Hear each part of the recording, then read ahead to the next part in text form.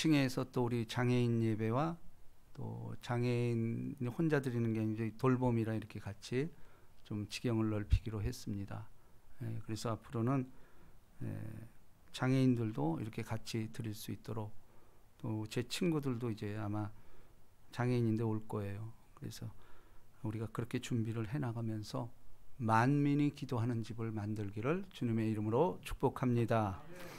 자, 오늘 본문 말씀은 그 유명한 이제 예수께서 사역 말기에 결국은 자기가 거할 예루살렘으로 가합니다. 결국은 예수님의 생애는 거의 갈릴리 지역에서 거의 보내셨어요. 그리고 1년에 3번 정도만 그 성전을 찾았고, 그러니까 정작 성전의 주인이신 주님은 성전에 계시지 아니하시고 일상에 죽어가는 영혼들을 찾아다녔다라는 거예요. 특별히 갈릴리 지역은 그야말로 고통받는 이방의 갈릴리여 이러잖아요. 고라시나 벳세다야, 이게 다 그 지역입니다. 저주받은 땅입니다. 그곳은 이방의 침입도 많았고 혼혈도 많았고 이런 지역이니까 저주받은 땅입니다. 예수님은 왕궁에 거해야 될 사람임에도 불구하고 그곳에 거하지 아니하고 자기를 비워 종의 형체를 가져 사람들과 같이 되었고 사람의 모양으로 나타났다라는 거예요. 그래서 그 갈릴리 천안 동네에 가서 예수를 전파했다라는 거예요. 우리나라도 복이 됐던 게 뭐죠? 우리 뭐 사실 이 나라 뭐 있었습니까? 그야말로 저주받은 땅이죠. 맨날 외침받고 배고픔, 보릿고개, 수많은 아픔을 간직한 한해 민족이라고 이렇게 노래한 적이 우리 얼마 되지 않은 이야기입니다. 그런데 웬일인지 웬일인지 예수가 이 땅에 들어왔어요. 지금으로부터 130여 년 전. 기독교 역사에서 이런 유래가 없었다라는 겁니다. 근데 이것을 우리 성경학자들은 마지막 때 성령의 기름 부음이라고 말하고 있습니다. 늦은 비 성령의 은혜가 이 민족에게 임했고, 그러므로 우리의 본질이 변화되기 시작했어요. 그 강팍하고 또 열등감 많았던 이 백성이 이제는 세계에서 우리를 다 두려워하고 있습니다. 우리를 두려워하는 게 아니고 사실은 보면 그 안에 계신 예수를 두려워하는 거예요. 그러므로 우리가 살 길은 예수 없는 민족은 상상할 수도 없습니다. 우리는 철저하게 이 민족은 예수 때문에 이렇게 된 거예요. 이거는 뭐 말할 수도 없잖아요. 자, 그래서 오늘 본문은 그들이 예루살렘에 들어가니라. 예수께서 성전에 들어가사 성전 안에서 매매하는 자를 내쫓으시며 돈 바꾸는 자들과 상과 비둘기 파는 자들의 의자를 둘러 엎으시고 아무나 물건을 가지고 성전 안으로 지나가면 허락지 아니하고. 여러분, 성경에서 예수님께서 3년 반 정도 사역한 일 중에 이렇게 진짜 과격한 거는 여기가 처음이자 마지막이에요. 예수님은 온유한 자잖아요.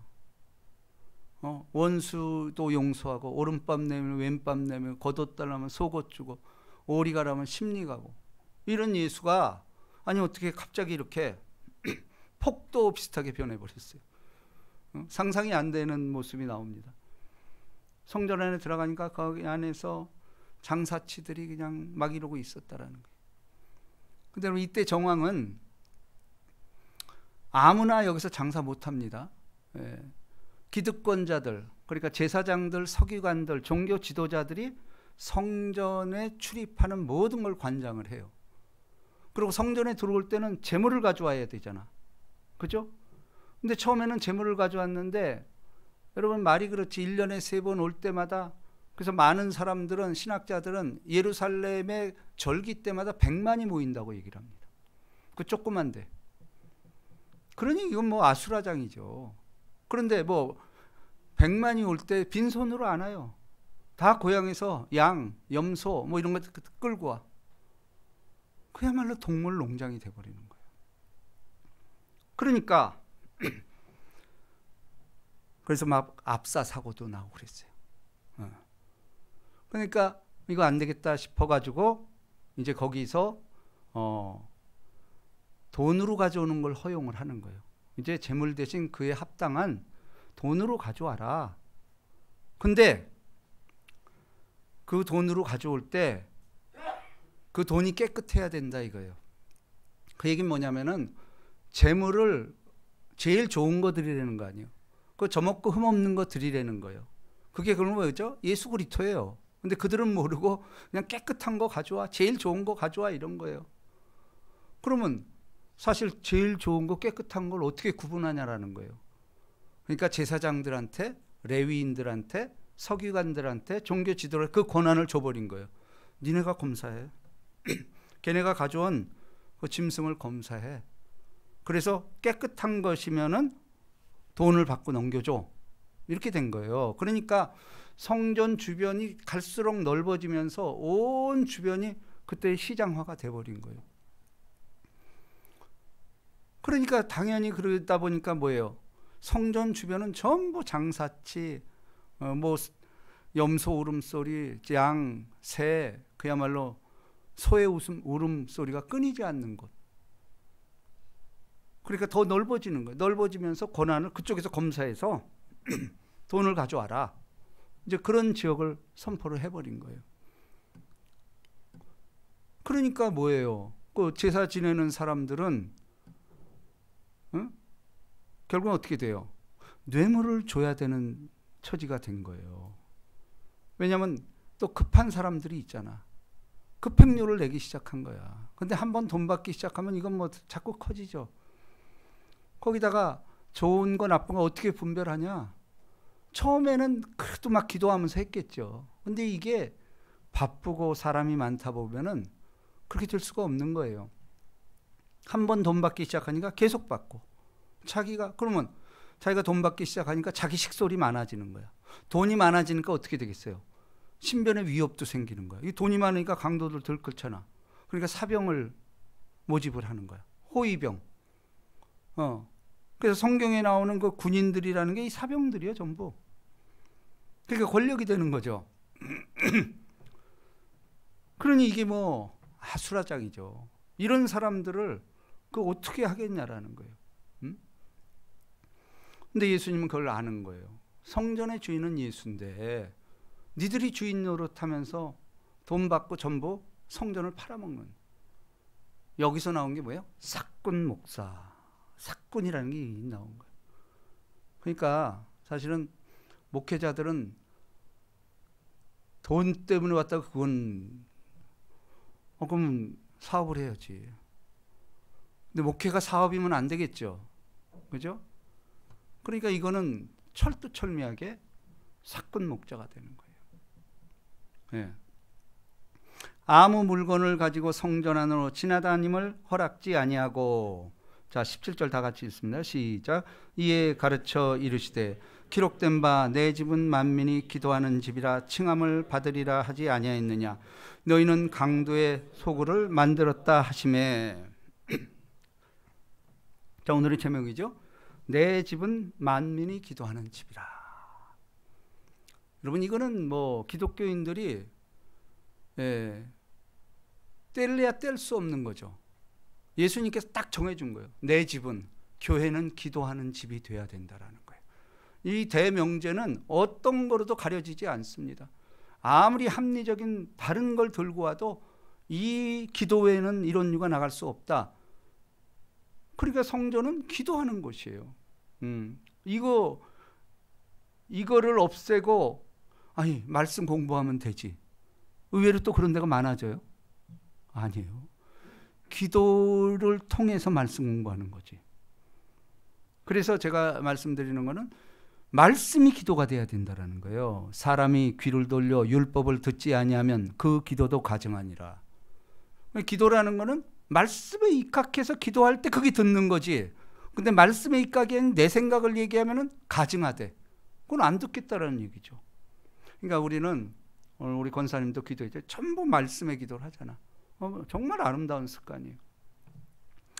그리고 여러분, 사실은 우리가 인간의 가장 아름다운 모습이 뭘까? 저는 이 아름다움으로 한번 접근을 해봤습니다. 제가 어렸을 때 이제 버스를 타고 다니면은 버스에 이렇게 기도하는 소녀의 모습이 늘 이렇게 있었어요. 아마 나이 드신 분들이 알 거예요.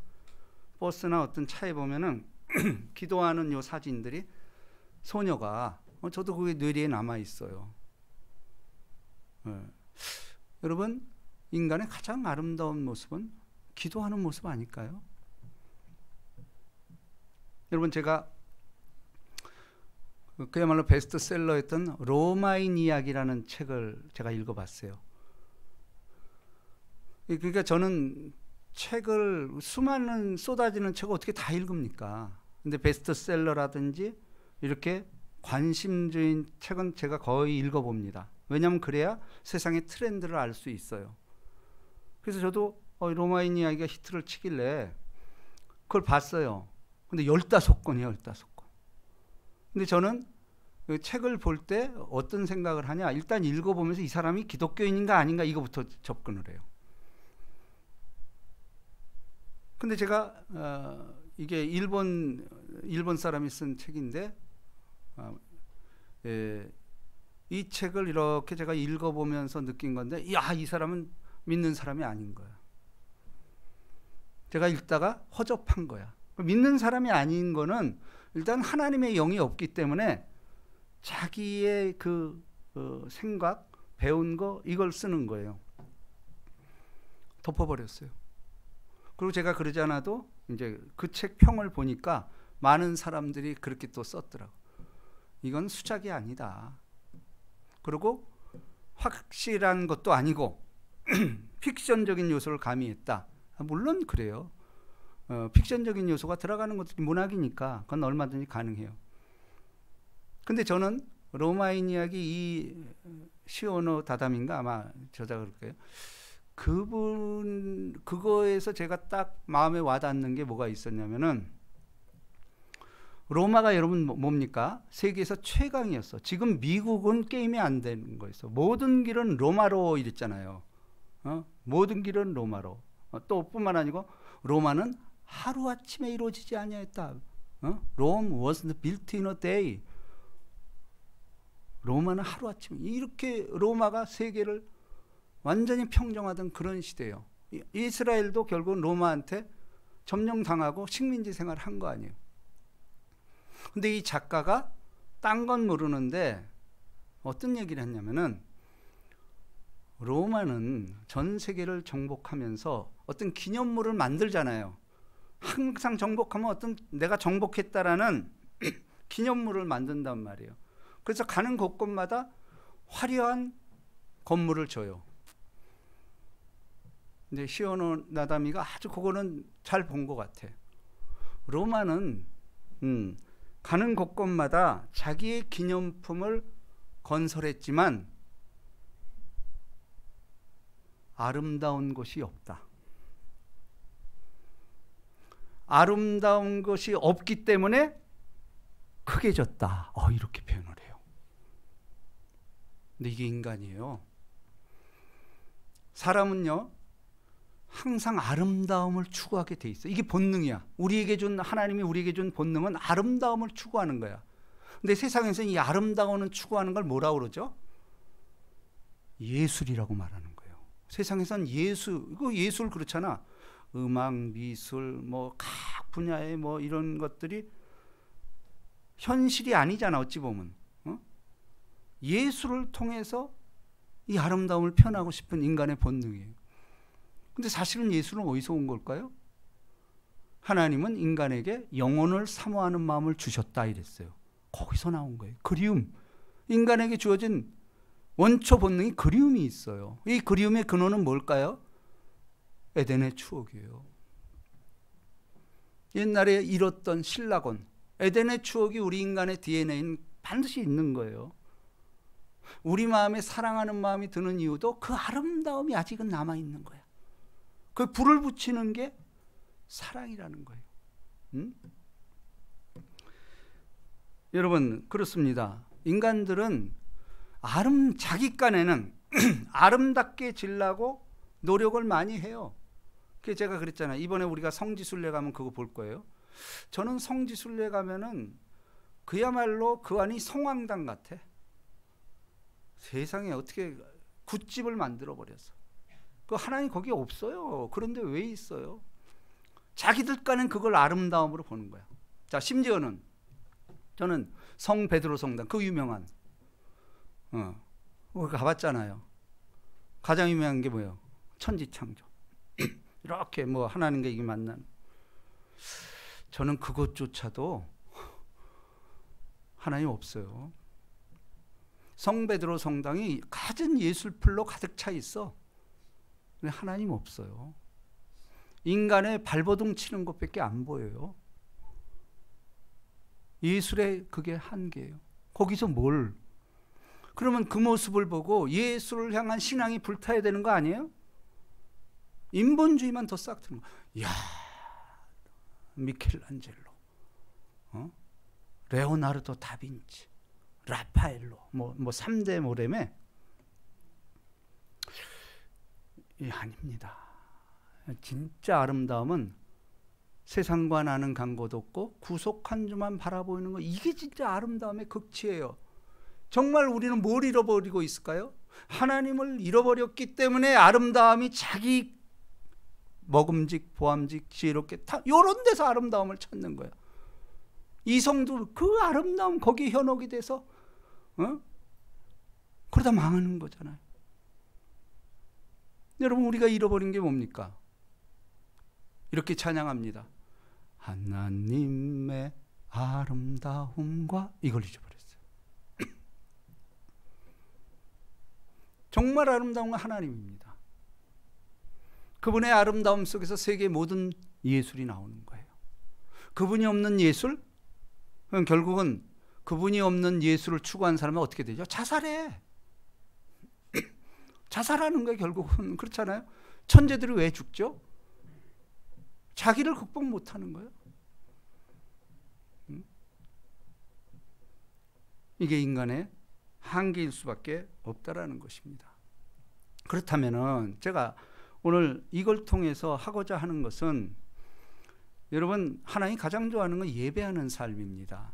예배는 성전에서 드려지잖아요.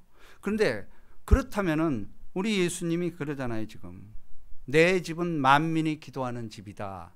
다시 말해서 성전의 기능, 교회의 기능이 뭐냐라는 거예요. 교회 기능이 뭐라는 거죠? 기도하는 집이 첫 번째 기능이라는 거예요. 첫 번째가 둘도 없이 교회는 기도하는 것이야. 그러니까 이 얘기는 뭐냐면은, 예수 믿는 사람이 예배를 빼고 무슨 기독교인 모임이 있다, 반드시 기도가 들어가야 돼요. 근데 제가 그랬죠.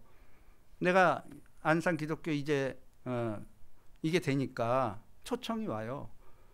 기독교 성가 예술제, 예술에 저는 그 화려한 데서 그 진짜 노래 잘하는 사람이 와서 각 교회 뭐 해요. 근데 주최 측에서 기도하면 안 됩니다 그래요. 그냥 찬양까지는 되는데 기도하면 안 된대. 세상이 지금 이렇게 변하고 있어요. 아니, 기독교 행사에 기도가 없어져. 근데 놀라질 않는 거야. 그걸 주관하는 사람들이. 내가 아직은 회장이 아니니까 난 참았는데, 내가 회장이면 난 그거 안 해요. 그게 뭐야 그게? 인간의 자랑이지. 그거 하나님 없어요. 아무리 좋은 무용을 하고 하나님 이름을 부르고 찬양할지라도 내가 볼 때 하나님 없어요. 왜?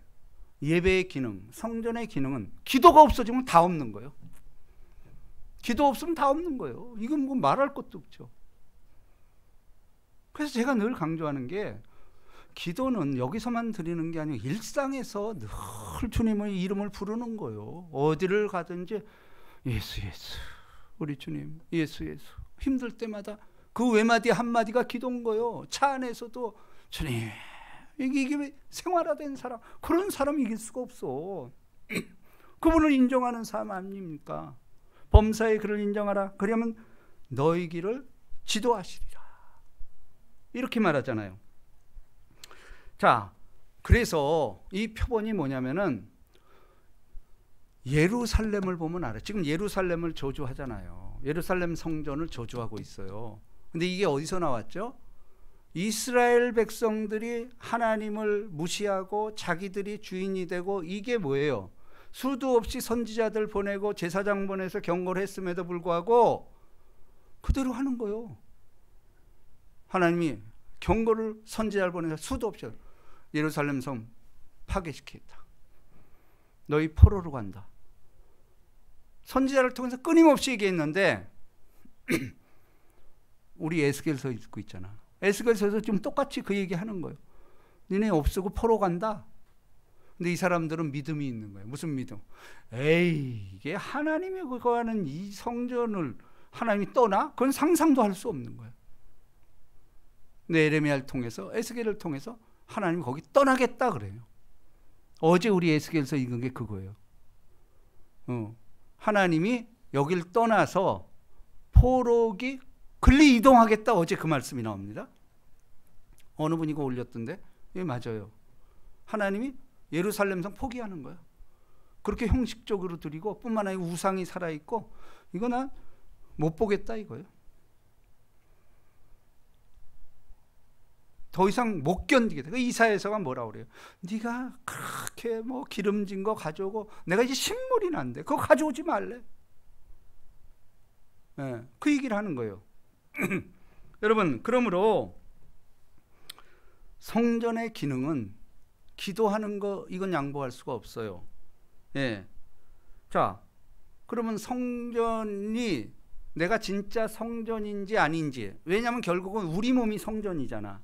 그럼 내 몸이, 우리 교회가 진짜 하나님이 원하는 성전인지 아닌지, 이걸 판별하는 방법, 이건 이미 예루살렘 멸망을 예언하면서 예레미야가 예언했던 거예요. 자, 우리 한번 찾아보죠. 예레미야 7장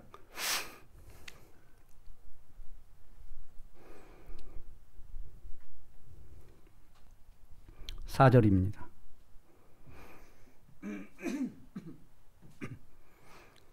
이스라엘 백성이 그 수많은 선지자를 보내서 너희들 돌아오지 아니하면 성전 없애겠다. 그리고 너희를 포로로 끌려가서, 그 시드기야 얘기가 많이 나오잖아요. 결국은 두 눈 뽑히고 아들 죽이고 이러잖아요. 자, 7장 4절 봅니다. 시작. 너희는 이것이 여호와의 성전이라, 여호와의 성전이라, 여호와의 성전이라 하는 거짓말을 믿지 말라. 맞잖아. 팩트는 솔로몬이 지었고, 그거 증인이 많잖아. 솔로몬이 그 성전을 기뻐했어요. 하나님도 기뻐했어요. 그렇죠? 근데 그거 성전이라 말하지 말래요. 그거 거짓말이다. 이 얘기는 뭐죠? 내가 거기 없다는 거예요. 성전의 기능은 뭐예요? 하나님이 없으면 끝난 거지. 하나님이 없으면 끝날 수밖에 없다라는 겁니다. 응? 여러분, 그래서 여기 보면은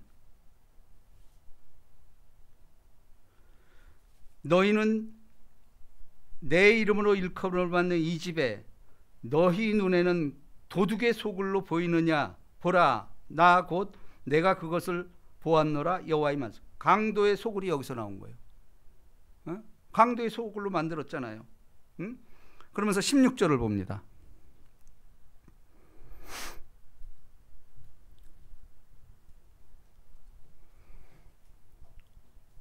자, 시작. 그런즉 너는 이 백성을 위하여 기도하지 말라. 그들을 위하여 부르짖어 구하지 말라. 내가 간구하지 말라. 내가 내게서 듣지 아니하리라. 여러분, 기도하지 말래요. 왜 기도하지 말래? 나 거기 없어. 그 얘기예요. 부르짖지도 말래. 내가 듣지 않는다는 거야. 듣지 않는다는 건 나 거기 없어. 그러니까 우리 신앙에 내가 초심을 잃고 있지 않나는 기도의 기도. 기도는 이건 양보할 수가 없다라는 겁니다. 자, 두 번째. 두 번째 성전의 기능이 상실이 되면은 두 번째 현상은 뭐냐? 첫 번째는 기도가 무너져 버려요. 기도가 안 돼요. 할 수도 없어. 기도 나오지를 않아. 두 번째는 뭐냐면요. 이게 중요합니다. 성전의 기능이 상실이 되면은, 다시 말해서 이게 연결이 되는 거예요. 기도가 무너지면은, 내가 기도하지 않으면은 두 번째가 문제예요. 삶이 망가진대요. 자, 17절 봅니다. 17, 18절이에요. 자, 성전의 기능이 상실이 돼. 그 다음에 기도가 무너져. 그럼 그 다음에 어떤 현상이 생기냐 보세요. 자, 17, 18 시작. 너는 그들이 유다 성읍들과 예루살렘 거리에서 행하는 일을 보지 못하느냐? 자식들은 나무를 줍고 아버지들은 불을 피우며 부녀들은 가루를 반죽하여 하늘의 여왕을 위하여 과자를 만들며 그들이 또 다른 신에게 전제의 부음으로 나의 노를 일으키느니라. 자, 기도가 떠나니까 어떻게 돼요? 예루살렘 성전이 회파되는 이유가 뭐예요? 그 안에 우상을 끌어들이는 거예요. 성전에 하나님이 안 보이니까 사람들이 보이는 하나님을 만들어서 거기다 넣는 거예요. 근데 그게 돼지요. 돼지 피를 거기다 바르고 그 지랄들을 했다라는 거예요. 우상으로 가득 찼다라는 거예요. 여러분, 바로 이게 우리의 일상이 무너지는 거예요. 오늘도 마찬가지입니다. 여러분, 예수를 믿는 사람은 기도가 사라졌다. 그 다음 빤에 세상께 들어오는 거야. 돈을 사랑하며 일만하게 뿌리라. 악은 어떤 모양이라도 버리라. 근데 돈이 우상이 됐잖아. 사람이 우상이 됐잖아. 이런 전조들이 나타난다라는 겁니다. 자, 첫 번째는 성전의 기능이 상실이 되면 기도가 되지 않는다. 해도 안 듣는다. 이게 저주예요. 그 다음에 내 일상이 무너지면서 그 자리에 우상이 들어오는 거예요. 다른 신이 들어오는 거예요. 우리 이런 거 많이 체험하지 않아요? 신앙이 무너지면 바로 호시탐탐 노리던 마귀가 들어오는 거예요. 이거 우리 수도 없잖아.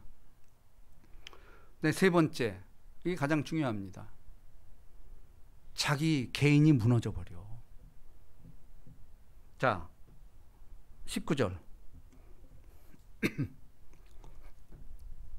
다 같이 읽습니다. 시작. 여호와의 말씀이니라. 그들이 나를 경노하게 함이냐? 자기 얼굴에 부끄러움을 자취함이 아니냐? 20절 시작. 그러므로 주 여호와께서 이와 같이 말씀하시느니라.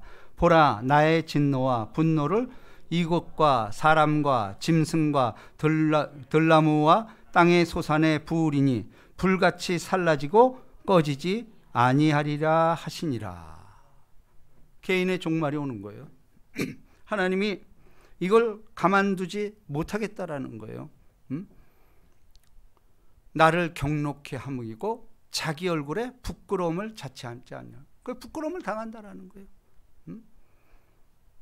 예수 없이는 성전의 기능이 무너지면 결국 내 개인이 망해버려. 마귀의 자식이 되고 지옥 백성이 되고 만다라는 것입니다. 자, 그러면은 여러분, 제가 이제 결론의 말씀은 뭐냐면은, 여러분, 기도하는 것만큼 아름다운 게 없다고 그랬죠. 지금부터 잘 들으세요. 그러면 우리가 아름답게 보이려면 어떻게 해야 될까? 기도해야 되겠죠. 그러면 어떤 모습을 보여야 참된 기도를 할까? 자, 우리가 여기서 착각을 하는 거예요. 내가 무슨 큰 일을 하고 막 그냥 불태전에 기도를 하고 40일 금식을 하고, 그런데 성경 그렇게 말하고 있지 않아요. 자, 잘 들으세요. 여러분, 우리가 다윗 하면 다윗이 기도의 용사잖아. 왜냐하면 시편이 거의 다윗의 주도에 의해서 쓰여졌어요. 그죠? 그만큼 하나님의 합한 자예요. 별 볼 일 없고 그야말로 범죄도 많이 했지만은 불구하고 하나님 다윗을 사용하잖아. 그런데 여러분, 우리가 다윗 하면은 무슨 생각이 나죠? 다윗과 골리앗 생각 안 나요? 그죠? 다윗과 골리앗 생각나잖아. 다윗이 그 골리앗을 물리쳤어. 근데 전혀 주눅 들지 않아. 너는 칼과 창으로 내게 오거니와 나는 내가 저주하는 만군의 여호와 이름으로 내게 가노라 엄청난 말을 찌렁찌렁하게 울면서 게임도 안 되는 거 이기잖아요. 근데 이제 이걸 착각하면 안 된다라는 거예요. 제가 오늘 주는 메시지 중에 가장 중요한 게 지금 이 부분입니다. 우리는 어떤 획기적인 사건이 임하는 건 맞아. 예수를 믿으면 기이한 일을 체험하는 건 그건 기본이야. 근데 그게 일상으로 연결이 안 되면 꽝이라는 거예요. 여러분, 바울이 다메섹 도상에서 예수를 만나는 사건을 얘기하잖아. 그죠? 근데 그건 이례적인 사건이었어. 이례적인 사건을 바울은 힘들 때마다 그 생각을 하면서 일상에 적용하는 삶을 살지 않냐라는 거예요. 다윗은요, 골리앗과 그 엄청난 우리 무용담에도 나오고 다 이거 배우고 싶고 이 장면을 얘기하지만 그렇지 않습니다. 여러분, 다윗이 골리앗을 이겼을 때 그 장면이 다윗의 아름다움일까요? 그 모습이 아름답다고 얘기하는 사람이 있어요? 그죠? 그 아름다운 모습이 아니에요, 그거는. 그럼 하나님은 왜 다윗을 아름답다고 얘기를 할까? 여러분, 다윗이 어려서부터 초립동 다윗이 양을 지키고 이럴 때 하나님은 벌써 다윗을 보고 뭐라고 그랬죠? 네, 사울과 비교를 하잖아. 뿐만 아니고 다윗은 키는 작지만 얼굴이 아름답다 이렇게 말하고 있어요. 골리앗을 싸움할 때 아름답다라는 게 아니잖아요. 양을 지킬 때 아름다웠다라는 거예요. 자, 오늘의 결론입니다. 시편 140편을 봅니다.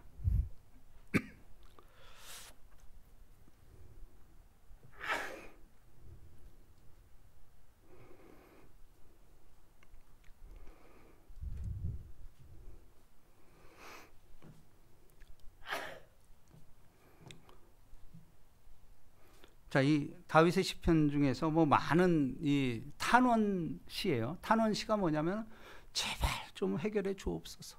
제발 해결해 주옵소서. 사울에 쫓겼죠. 수많은 그에 쫓겼어. 심지어는 다윗이 사울의 친족에게 쫓겨요. 근데 성경 그 친족이 누군지는 몰라. 사울도 아니고 어떤 친족이 어떤 저주를 한 거야. 근데 거기에 낙담이 돼버려가지고 지금 이 시편 쓰는 거예요. 보세요. 자, 1절을 봅니다. 시작. 여호와여, 악인에게서 나를 건지시며 포악한 자에게서 나를 보존하소서. 그들이 마음속으로 악을 꾀하고 싸우기 위하여 매일 모이오며 뱀같이 그 혀를 날카롭게 하니 그 입술 아래는 독사의 독이 있나이다. 여호와여, 나를 지키사 악인의 손에서 빠지지 않게 하시며 나를 보존하사 포악한 자에게서 벗어나게 하소서. 그들은 나의 걸음을 밀치려 하나이다. 교만한 자가 나를 해하려고 올무와 줄을 놓으며 길 곁에 그물을 치며 함정을 두었나이다. 여러분 보세요.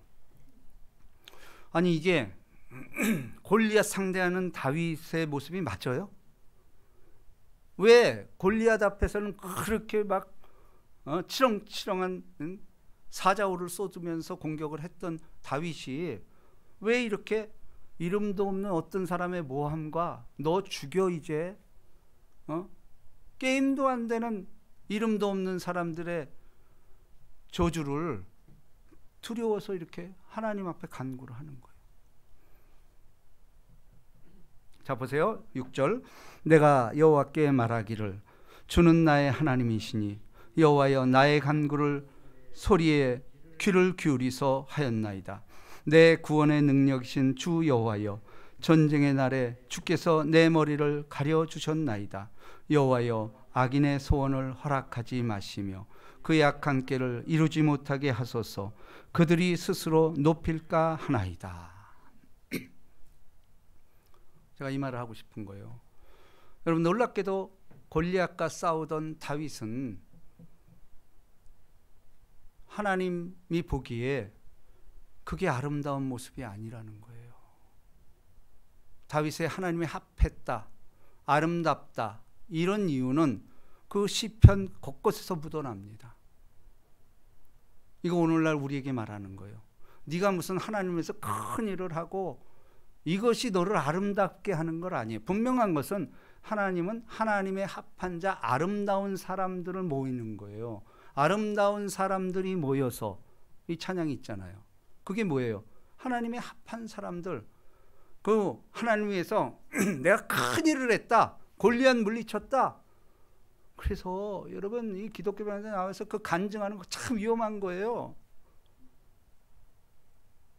하나님 그거 아름답게 보는 거 아니에요, 그거. 여러분, 하나님이 참된 아름다운 인간의 모습은 뭘까요?